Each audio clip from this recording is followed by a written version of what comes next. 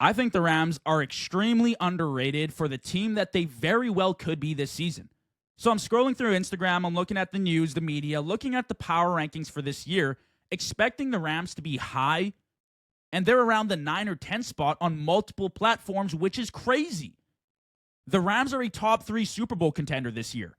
They are 1A and 1B with Philly, for me at least. Because my most recent memory of this Rams team was in a 6-point playoff game where they were 1 or 2 snaps away from making a Super Bowl because they were beating the Commanders. Let's be serious here, right? I would take them over the Bills right now, and I'm a Buffalo fan. I would take them over the Ravens. I might even take them over the Chiefs because they're returning the majority, if not all of their key pieces from last year's playoff run, and they looked like Philly's biggest competition last season in the playoffs. So it doesn't make sense to me why they are ranked so low in a lot of these power rankings. At least put them in the top 5. Because offensively, defensively, coaching staff, what is there not to love? Let's break it down. Offensively, Matthew Stafford is 37 years old. He's still got it. He can still take over games. Now I understand. I hear you.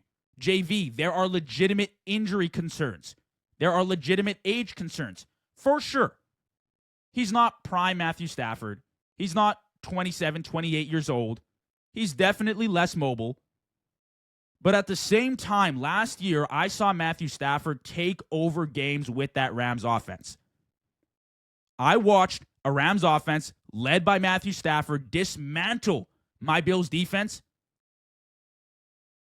and he gave it to us for like 45 or 48 points. And I could not believe what I was watching. A 37-year-old dominating our defense. But it happened. And that's who Matthew Stafford still is. So anyone that's concerned about his play, listen, I understand the legitimate injury stuff, the age concerns. He's getting up there.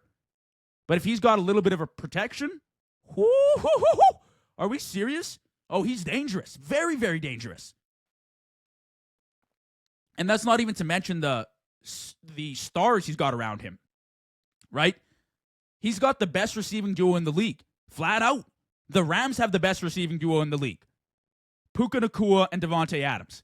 They are both top 10 receivers in the NFL. Davante Adams gets so much slander because he's older now. He's still a top 10 separator. He is still a route technician.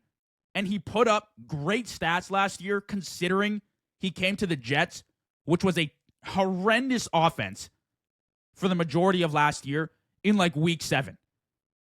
He is still a beast. And then Puka. Talk about contrasting abilities that mesh perfectly to make an excellent receiver duo. Puka's not a polished route runner. He's not Davante Adams. He's not Justin Jefferson. But he's great at what he does. Puka understands his assignment. I will say that for sure. He's a gritty receiver that makes extremely impressive plays on a routine basis. He's versatile. They use him everywhere.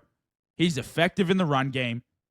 He's quarterback friendly, very good at finding the soft spots, the zones, the pockets for quarterbacks. So you have a Puka, you have a Davante Adams. How much better can life get? Well, you also, hopefully, have a Kyren Williams in the backfield. Kyren Williams has had back-to-back 1,000-yard rushing seasons. Last year, he had 1,300 yards on the ground. And the best stat I heard all day, an 88% snap share, highest among running backs last season. He is an offensive coordinator's dream. A running back you can utilize on all 3 downs at any point during the game, wherever on the field.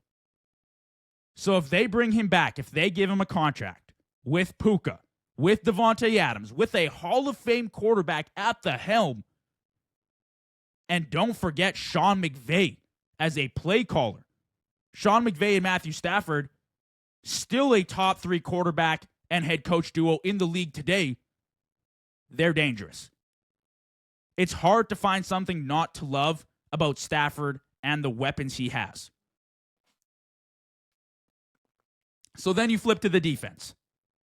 And I'm not going to lie to you, not the strongest in the league, but they are young and they have a lot of talent that very well could develop into something great.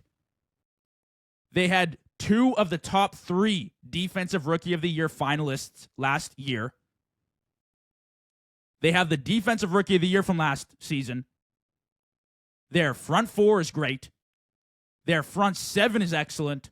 Now it's really on the secondary. If the secondary can improve, take a step up, if their passing defense can just improve just slightly, be a top 15 unit in the league, be a top 12 unit in the league, that is huge. That is massive. Because this offense does not need a ton from the defense. They will pump out points every single week on a routine basis. But if this defense can step up, they added Poona Ford on the D-line, interior, help out with the run game.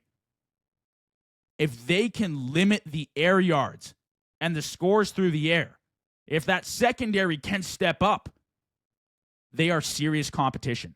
Because let's face the big picture, the Rams were the biggest competition for Philly last year in the playoffs. They came the closest to beating the Super Bowl champs last season. They were 6 points away. Literally one play could have defined a whole new script for what we know as the Super Bowl champions from last year in the Philadelphia Eagles. And even Eagles fans will tell you watching that game, they were nervous at the end. They were absolutely nervous because they know who's throwing the ball. Game for my life right now, Matthew Stafford. There are very few quarterbacks I would put the ball in their hands over Stafford right now.